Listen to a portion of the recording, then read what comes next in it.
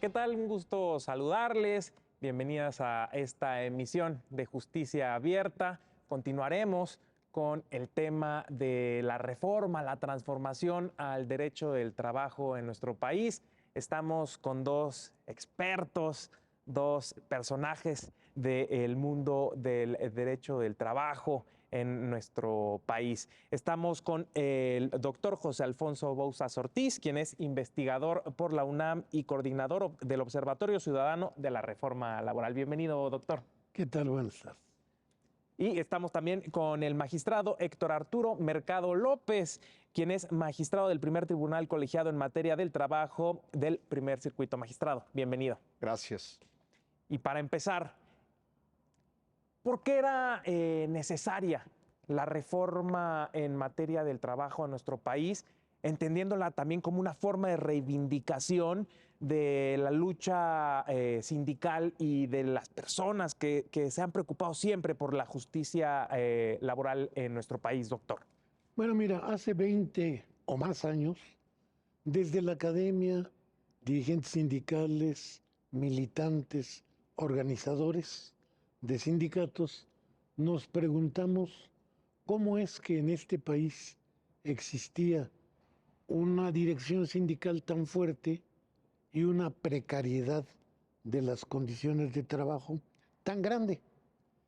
La respuesta a la que llegamos es que había simulación. Eso quiere decir que ni los representantes representaban, ni los representados participaban. Eso nos llevó a bucear en los archivos y la respuesta que obtuvimos fue un cierre de puertas. Esta información es prácticamente secreto de Estado. Fue necesario que se internacionalizara el problema. Lo internacionaliza el TLC y después el TEMEC para que detonara en las reformas. Es decir, son unas reformas que traían lustros atrás de ser necesarias.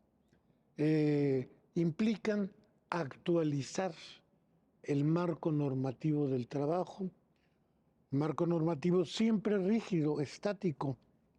La vida no, la vida se transforma. En ese sentido, había que actualizarlo.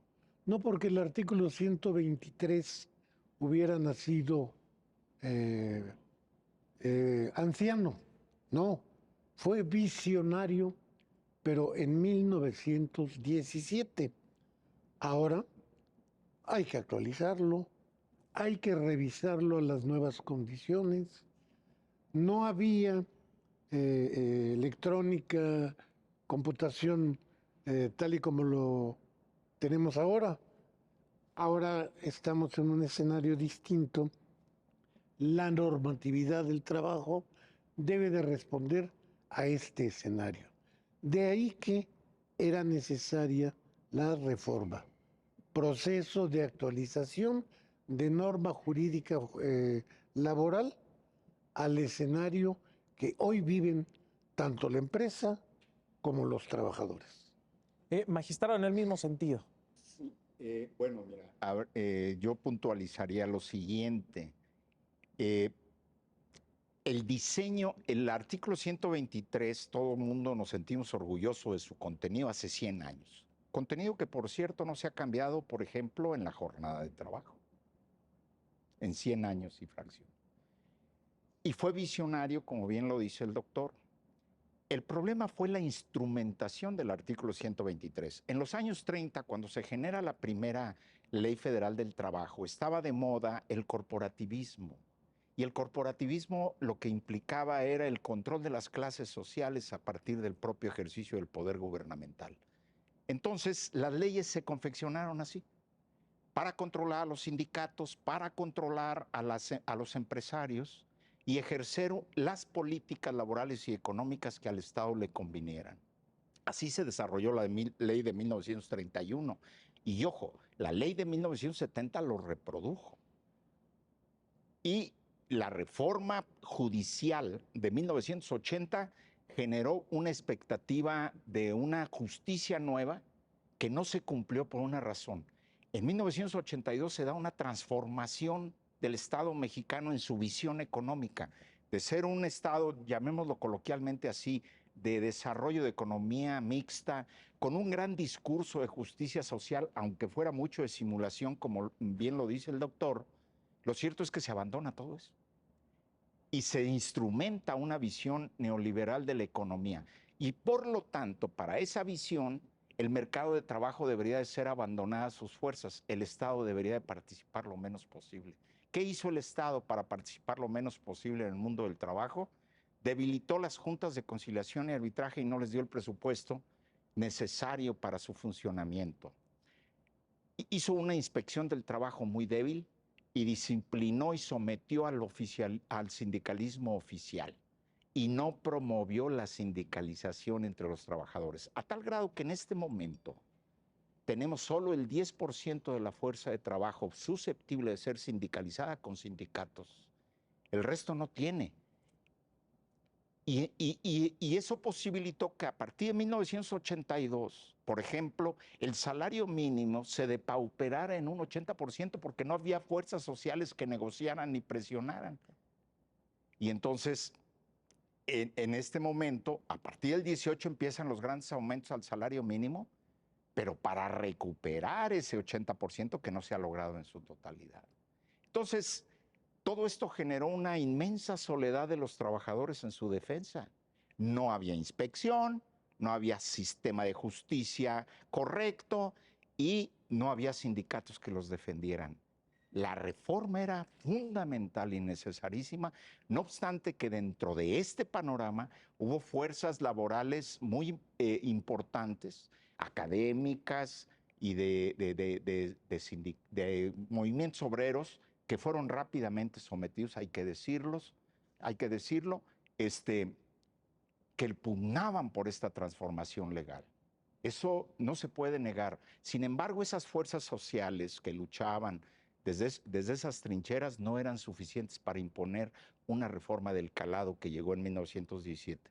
Llegó porque esta se juntó con la presión internacional que ejerció Estados Unidos y Canadá para que México pudiera entrar al Tratado Transpacífico. Tenía que hacer una reforma que garantizara esencialmente varias cosas.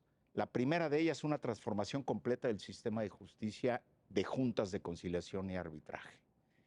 Su desaparición, terminación del tripartismo e instalación de tribunales profesionales que pertenecían a los poderes judiciales. 2, negociación colectiva auténtica. 3, sindicalización auténtica y representación de los trabajadores. Por primera vez en 100 años sucede una transformación jurídica que no se advierte a primera vista, pero que está. Ya no son las direcciones sindicales los que comandan al sindicato, son los miembros de los sindicatos los que a través de las votaciones diversas de sus dirigentes, de sus reglamentos y de sus contratos colectivos, no se aprueban los contratos colectivos, sino son votados por los trabajadores a través del voto secreto. Hasta 2008 se estableció en este país el voto secreto. Antes era abierto, entonces el trabajador votaba su dirección o votaba las cosas que tenía que votar frente al patrón y al trabajador. Te equivocas, te vas por el independiente y estás corrido del trabajo. Entonces la transformación se requería, pero se tuvo que dar esa confluencia de dos fuerzas para que se presentara. Hay que ver cómo va. Y con esta reforma, doctor, entonces identificamos que hay un retorno a la idea de lo colectivo para, digamos, reivindicar al trabajador y que da la casualidad que viene de un tema del extranjero, ¿no? Que vienen las presiones del extranjero para reivindicar esta idea de lo colectivo, que fue una de las pugnas de 1917, el artículo 123. ¿Y hacia dónde va esto? ¿México estaba preparado para esto, doctor? Bueno, como dice el magistrado, no es una presión externa, es una convergencia de lo que se venía dando en el país con lo que se reclamaba en el mercado internacional. Visto en el mercado internacional, se decía no competencia desleal. trabajadores precarizados me quitan a mí, trabajador norteamericano, la posibilidad de trabajar. Y al interior, ya se había dicho, el tema de la libertad y la democracia sindical es el eje fundamental.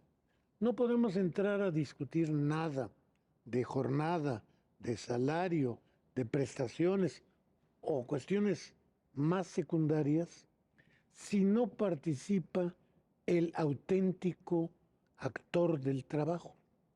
Y ese no es el dirigente sindical, ese es el trabajador. Y la única forma como puede participar, pues es la que conocemos como voto universal, directo y con las garantías de secrecía que marcaba el magistrado. Es decir, mi expresión va a quedar en la urna.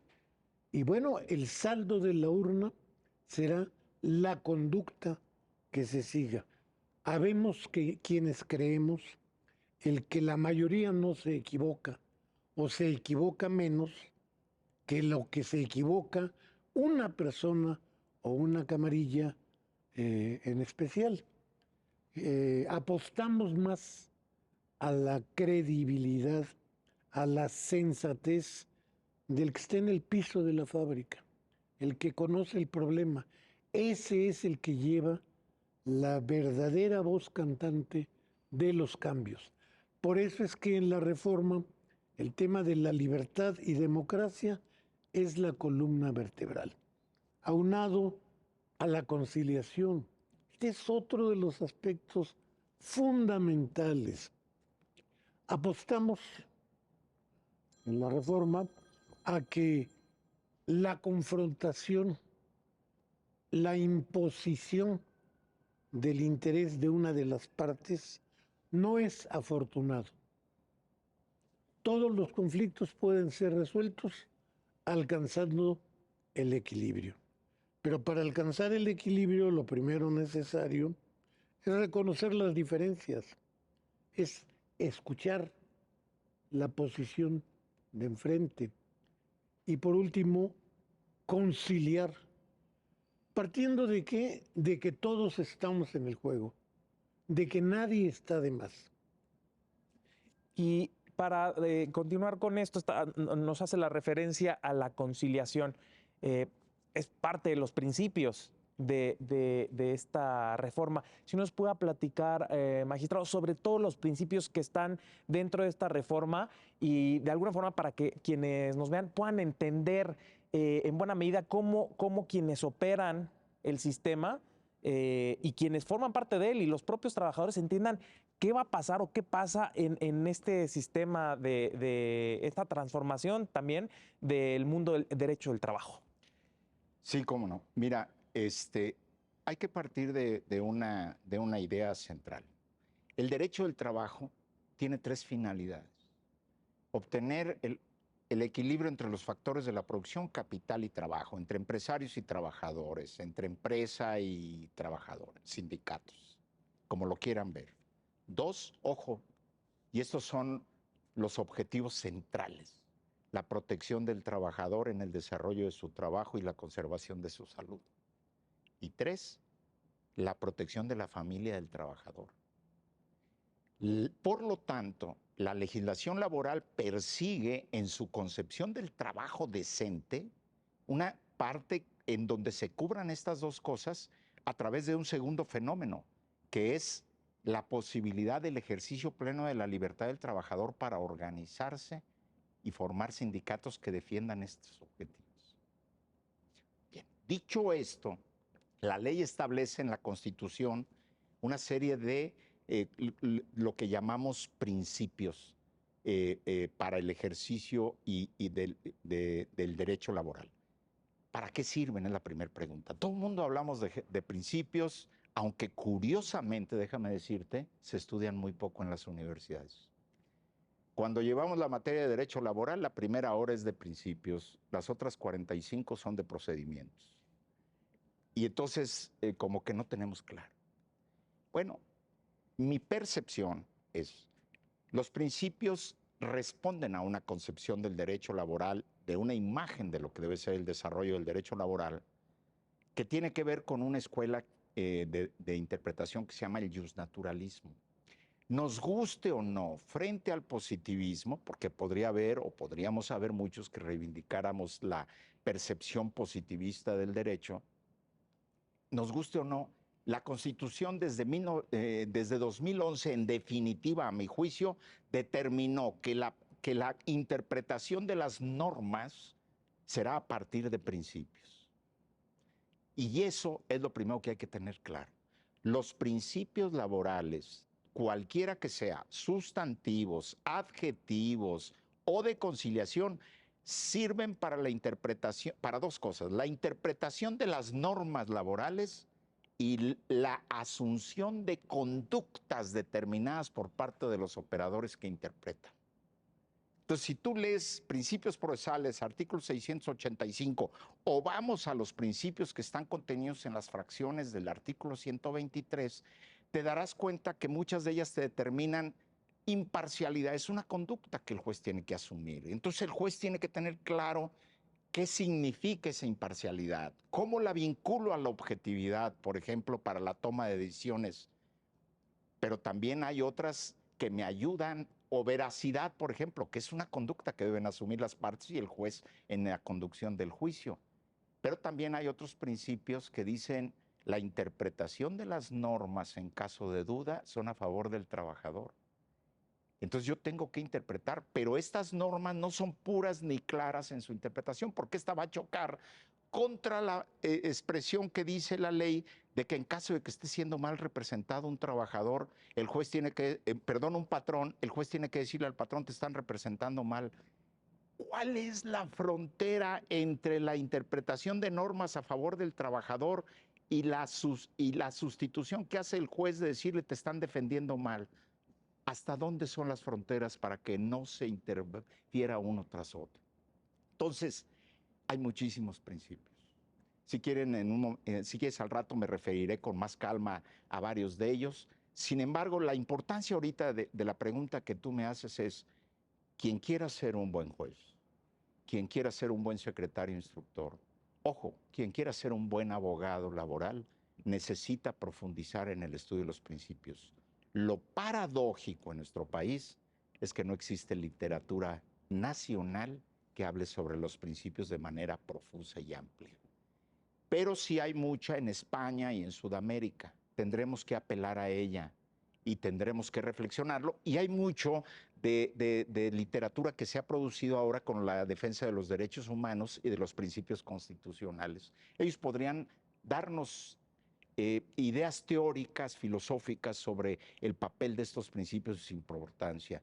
Pero en tanto no se utilicen con profundidad los principios en el mundo del ejercicio de la justicia laboral o del ejercicio de las actuaciones sindicales, vamos a sufrir mucho con las interpretaciones que se den de las normas.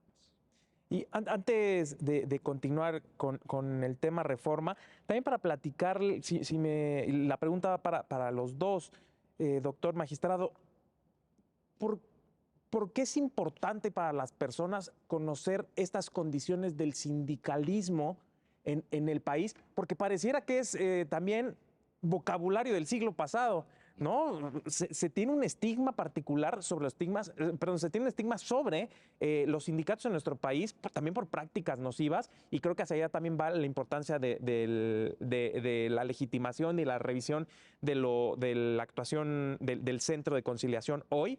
Pero ¿por qué platicar a las personas? ¿Por qué es importante hoy el sindicalismo? En atención a muchas herramientas también que se tienen desde la norma de instrumentos internacionales y que hoy más que nunca son necesarios para que las personas puedan sentirse protegidas y poder trabajar con toda plenitud, ¿no? Doctor, si nos pueda Bueno, sí, platicar. la primera cuestión que habría que decir es que los sindicatos nacen por una razón, por una justificación. El trabajador individual no puede enfrentar al empleador en igualdad de condiciones porque no son iguales. De ahí que se asocian los trabajadores hacen un frente común y negocian, acuerdan con la otra parte. Ciertamente es un acuerdo no tan voluntario. Si no acordamos, te paro la fábrica y lo puedo hacer. Con independencia de que se considere, en algunos países es considerado como delito la huelga, en el nuestro no, lo puedo hacer. Así nace. Hoy la pregunta es, ¿qué pasó con las organizaciones sindicales? Hablaba el magistrado de que el 10% de los trabajadores están organizados. Yo le haría no una precisión, sino incluso exacerbaría el dato. El 10% de aquellos que trabajan en el sector formal, porque más de la mitad de la PEA está fuera del sector formal, por lo tanto, ni siquiera. Entonces estamos hablando de un 3, en el mejor de los casos un 5%. Ahí la pregunta es, ¿qué pasó con los sindicatos? Hoy tienen un reto, y ese reto es o se modernizan, o se actualizan, o responden a los requerimientos del trabajador de hoy, o desaparecen. No sostengo la tesis de que vayan a desaparecer, sostengo la tesis de que van a crecer, de que se van a redimensionar, de que se van a internacionalizar. ¿Por qué? Porque la economía hoy es global. No tenemos por qué pensar que los sindicatos sigan siendo de empresa o de establecimiento. Esa modernización pasa por el filtro de la democracia y de la libertad sindical. Y por eso es el punto clave. A ver. No, bueno, coincido plenamente con él, nada más que yo complementaría lo siguiente. El gran reto de la fuerza de trabajo en este país es sindicalizarse. Hablamos coincido con el doctor, es el 10% del sector formal, lo cual la convierte, seamos optimistas, doctor, en el 5%. Denle chance un poquito más de la fuerza de trabajo de este país. Esto te indica la inmensa indefensión en que se encuentran los trabajadores de este país de manera normal, leyes aparte. Entonces, el gran reto es convencer al otro 90% del sector formal de que ahora hay una nueva oportunidad de sindicalización, de que hay que sindicalizarse, de que hay que organizarse, porque yo coincido plenamente con el doctor, el trabajador solo nunca va a poder enfrentar a un patrón. Su estado de diferencia, y así lo reconoce inclusive la ley, es tan notable que no hay manera de que le imponga las condiciones de trabajo, menos en las condiciones que se da ahora con el avance tecnológico y con el aumento de la informalidad. Entonces, requiere, el reto grande para este país es cómo convencer al otro 90%. Y una de las cosas que hay que hacer es lo que estamos haciendo aquí, difundir el conocimiento de la reforma laboral y de que los trabajadores se convenzan de que hay una nueva oportunidad con instituciones genuinas que van a responder rápidamente. Antes, para formar un sindicato independiente, podían pasar 3, 4 años. A mí me tocó dar un amparo para un sindicato que había tardado 10 años peleando el registro sindical. Para entonces el patrón, eso fue en el sector público, por eso pudieron aguantar, pero en el sector privado, eso destruye al sindicato independiente o lo destruía anteriormente. Hoy no. El Centro de Conciliación y Registro Laboral, con las deficiencias o virtudes que puedan tener, eso sería otro tema, responde rápidamente a un registro sindical. Los trabajadores pueden sindicalizarse y entrar en la defensa de sus intereses. Entonces, y el sistema de justicia está empezando a funcionar. Tenemos que tener mucho cuidado para evaluarlo en este momento porque estamos empezando. pero de que ya hay nuevas instituciones insuficientes, eso sí lo subrayo, y si no se dota de suficiente presupuesto, esto puede no funcionar bien, pero hay instituciones que hoy responderían. Hay que convencer a los trabajadores, decirles, estos son tus derechos, y hoy hay estas instituciones. Concurre, organízate, defiende tus derechos, porque lo que no hagan los trabajadores por ellos, no lo vamos a hacer ni jueces, ni académicos, ¿qué sería? Ni abogados, litigantes. Los trabajadores tienen que convencerse de organizarse. Y ahí podríamos caminar académicos, jueces, investigadores, interpretando la ley de acuerdo a los principios que les favorecen a ellos. Perfecto. Vamos a ir a una breve pausa y regresamos con el tema de la situación actual, cómo va la reforma, cómo está operando y todos los temas que hay en medio de esto. Vamos a una pausa y ya volvemos.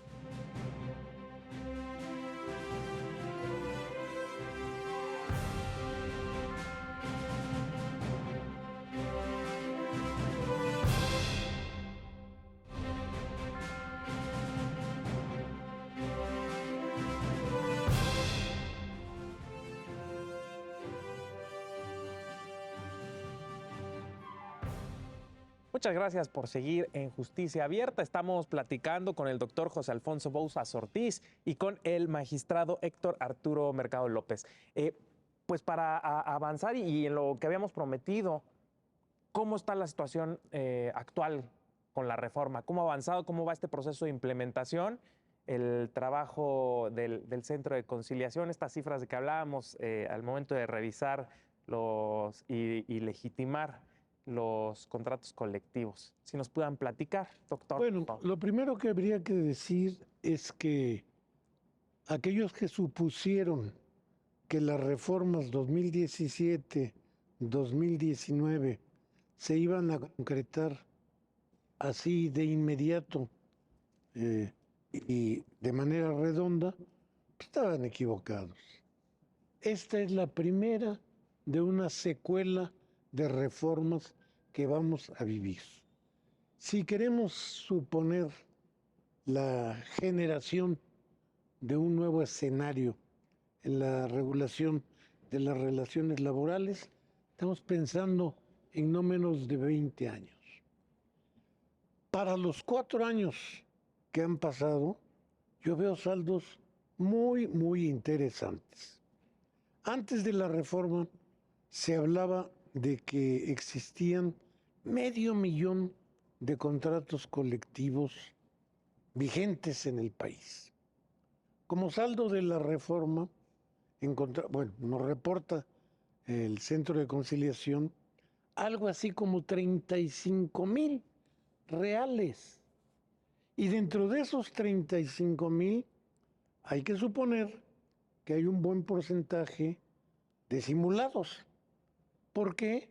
Porque no toda la simulación era burda. Hay clientelismo, que también es simulación. Hay corrupción, que también es simulación. Es decir, esos 35,000 todavía van a bajar más. Pero decía yo, esta es la primera reforma. Casi al año empezamos a hablar de subcontratación y se hizo una reforma, para mi gusto, no la mejor, pero con la virtud de que fue firmada por todos los sectores. Enhorabuena, fue la posible. Inmediatamente se dio otra en materia de teletrabajo a propósito de la pandemia. Para mi gusto, desafortunada. Desafortunada porque tiene mucho de improvisación. Hoy el mercado de trabajo es complejo. No podemos establecer, tal y como se estableció en 1917, jornada, salario y estabilidad en el empleo como grandes paradigmas.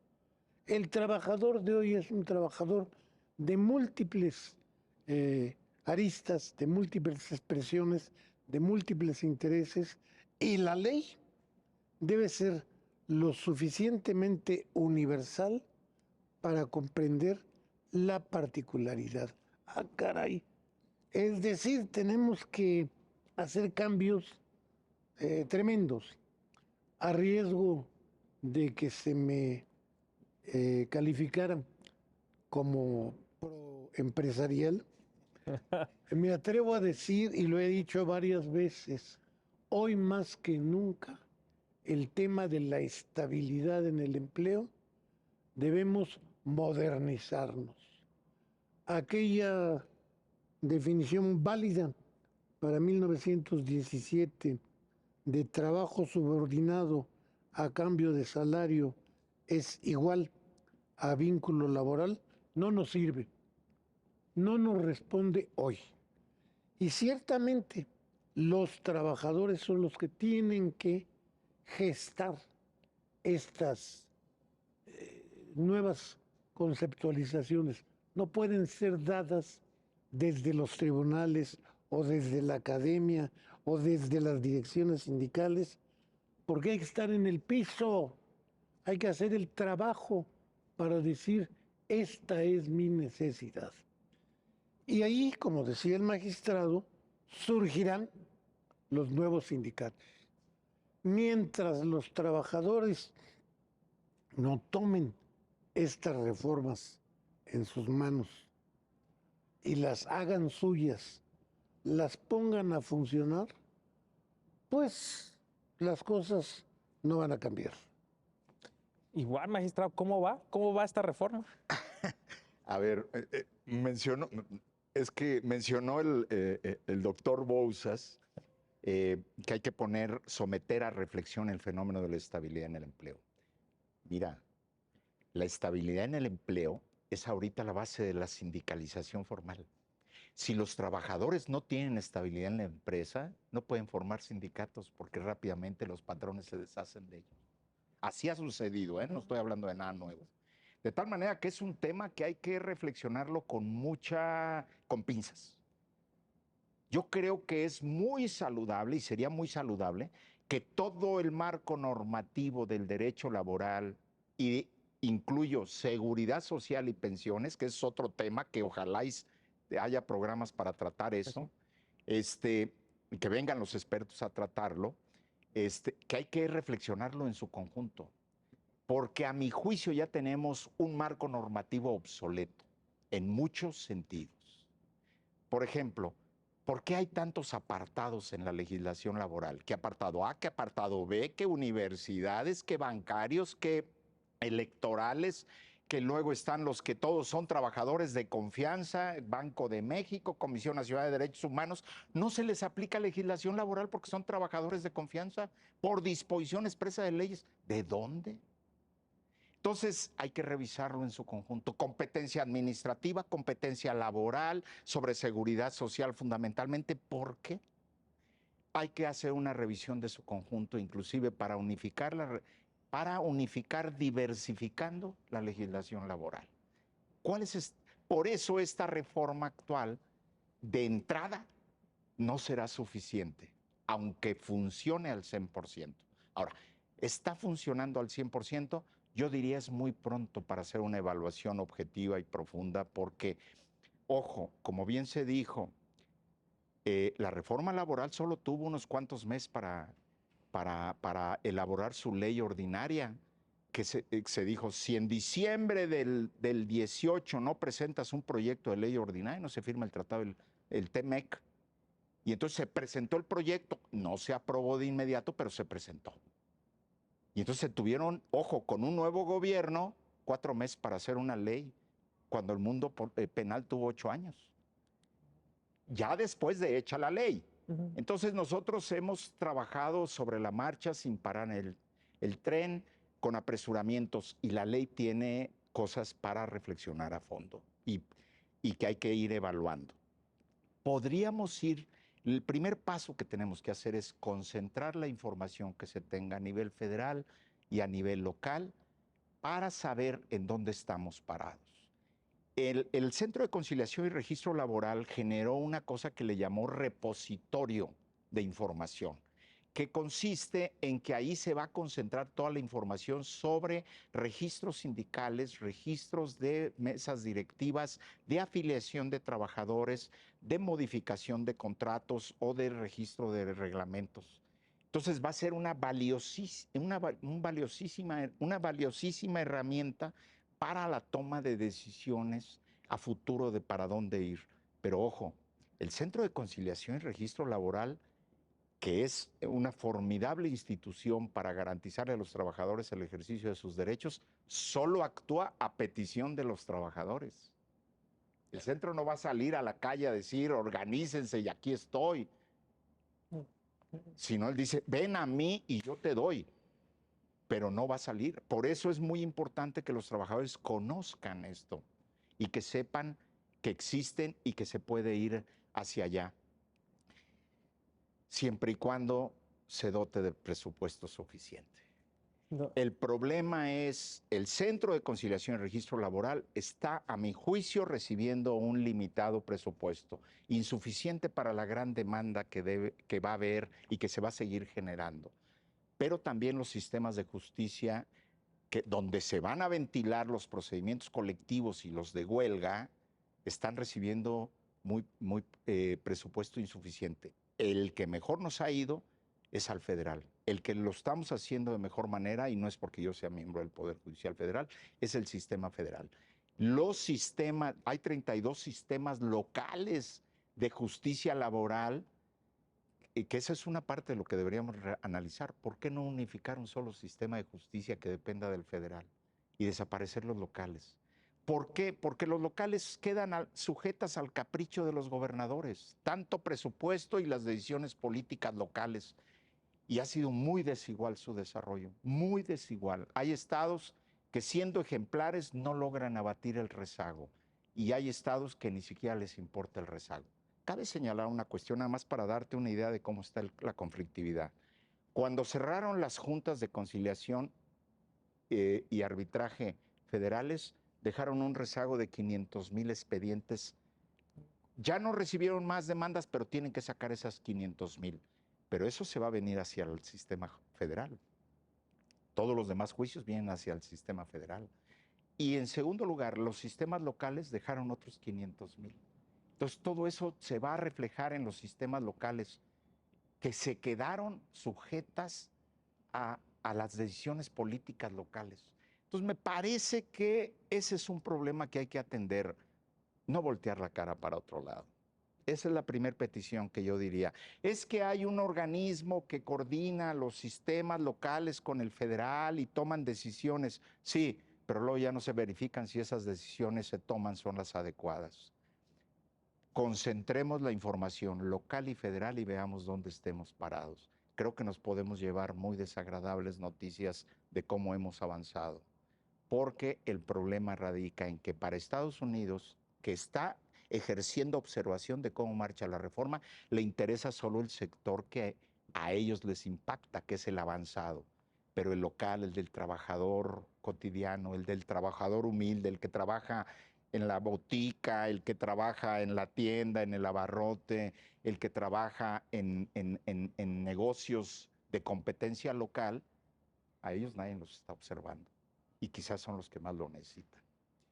Y ahora que lo refiere justamente es una de las banderas rojas del proceso de implementación de la reforma, que se pueden quedar o se están quedando en el olvido miles y miles de personas trabajadoras, doctor. Sí, bueno, lo primero que yo diría es que el tema de presupuesto al que hacía referencia el magistrado es el tema clave. Como en todo, nada se puede hacer sin contar con el costo. Y bueno, sin entrar al tema político, tengo la opinión de que si hay una factura que tiene que pagar este gobierno, es precisamente su desprecio, menosprecio de lo laboral. Y ni modo, son humanos, y como los humanos perfectibles o imperfectos más bien. El tema laboral ha sido abandonado dramáticamente en uno de sus momentos más importantes. Como decía el magistrado, la reforma más significativa del artículo 123 de 1917 es esta. Y si la vamos a hacer sin conciliadores, sin jueces o con conciliadores heroicos, porque hay que reconocer que el trabajo del Centro de Conciliación tiene mucho de heroico, mal pagados, con jornadas abiertas, con muy buena voluntad, pero los brazos no les dan para extenderse hasta donde tienen que extenderte. Imagínate nada más en esos procesos de legitimación de grandes sindicatos como el de el Seguro Social, como el de Pemex, con un equipo de conciliadores, de inspectores pírrico, pues los sindicatos se sirvieron, más bien las direcciones sindicales se sirvieron con la cuchara grande. Por eso es que hay que revisar en una segunda vuelta muchos de esos contratos. No podía ser más el centro, punto. Imagínate en un país en donde la inspección en el trabajo, antes de la reforma, nos hablaba de algo así como 50, 60 inspectores para la Ciudad de México y zona metropolitana. Casi los empresarios decían, qué mala suerte que me cayó una inspección. Pero bueno, siempre hay forma de resolverlo. Y un cañonazo, cualquier inspector lo recibe. Es más, los inspectores del trabajo, más que empleo, eran receptores de una gran oportunidad en lo personal. Eso hay que cambiarlo. Y para cambiarlo hay que capacitar.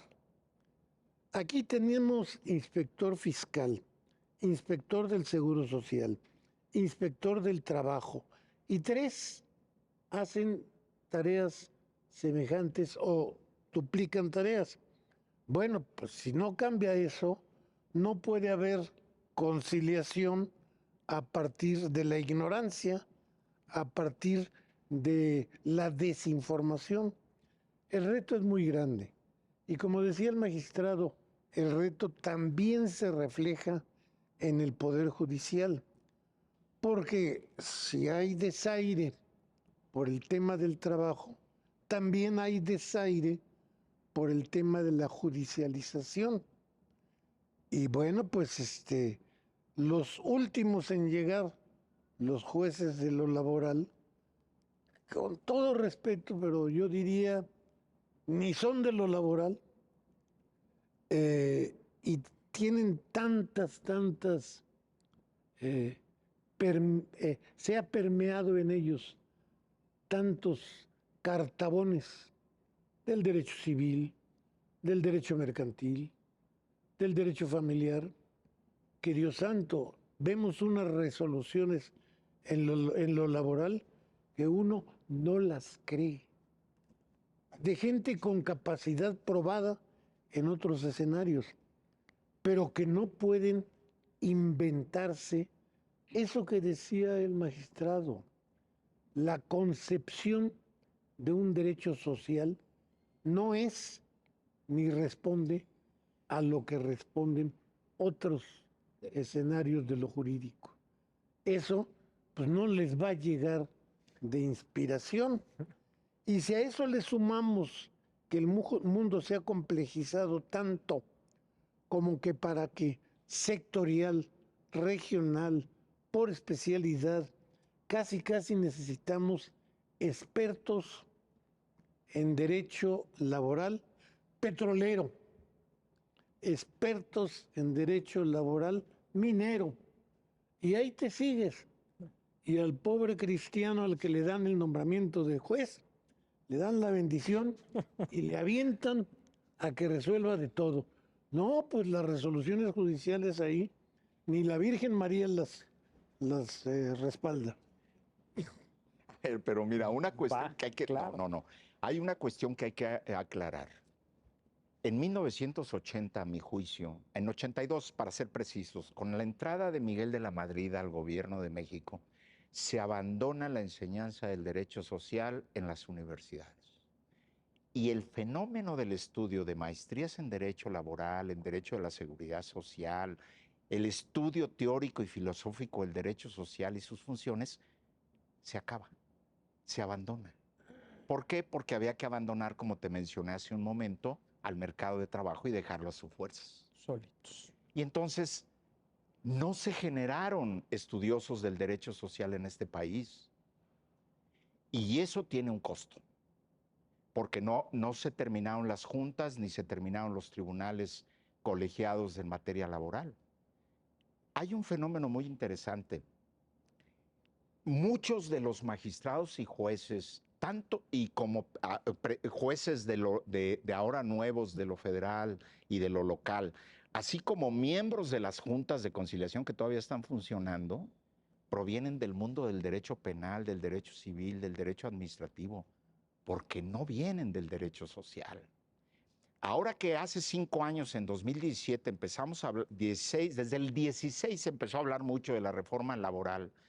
Yo en las conferencias que he dado, pero soy un simple conferencista, insistía mucho que las universidades que el gobierno tenía que vincularse ahora con la reforma, con las universidades para pedirle que abriera espacios de reflexión y estudio. Las universidades públicas, la NUYES, solo la Universidad Nacional Autónoma de México mantiene estudios de maestría y de doctorado en Derecho Social. La inmensa mayoría de universidades públicas no lo tienen. Y segundo, la única universidad que abrió una maestría fue la Escuela Libre de Derecho, en Derecho Laboral, gracias al doctor Luis Díaz Mirón, que estuvo en un programa pasado con ustedes. Exacto. Y entonces, creo que hay una deuda de los institutos superiores con los estudiosos del derecho. Abramos esos espacios de entrada, es obligado, yo diría. Pero ese es un primer fenómeno. Entonces, lo que sucede es que ahora llegan de otras materias, no conocen, primero, no se estudia dentro del derecho, de lo escaso que se estudia del derecho social, los principios, pero los que llegan no los conocen, no conocen los principios de derecho social y entonces las resoluciones son del tipo que describe el doctor. Nada nuevo.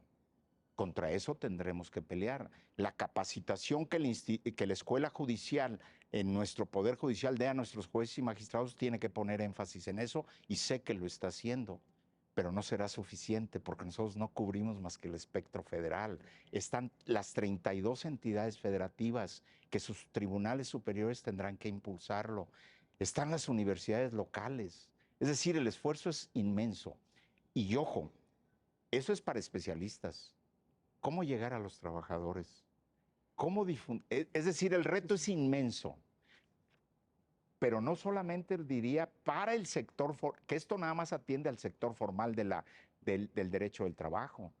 ¿Cómo hacer para revisar la legislación, como se hace unos momentos, para revisar la subcontratación, trabajo en plataformas, el teletrabajo?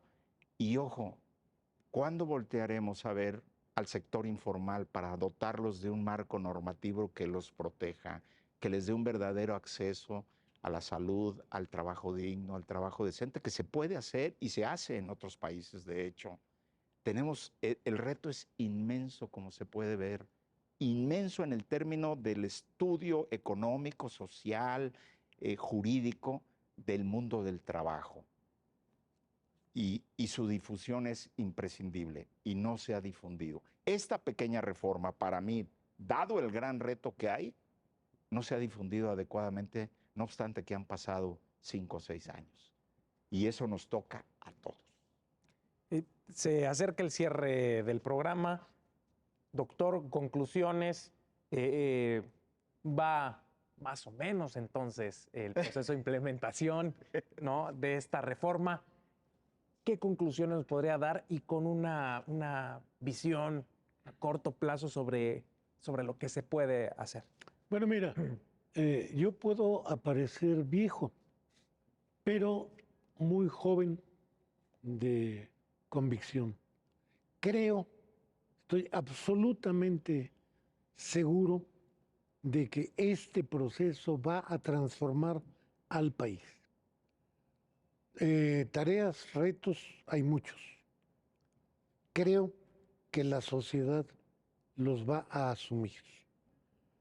Creo que el trabajo, simple y sencillamente que hoy está aplastado por las razones que el magistrado mencionaba, un retraso salarial inmenso que no se va a recuperar con 3, 4 aumentos significativos como los que hemos tenido, pero que si la tendencia sigue como va, es posible que estemos en algún momento en posibilidad de que los trabajadores reparen en estas cuestiones. Soy optimista. Muchas gracias, magistrado.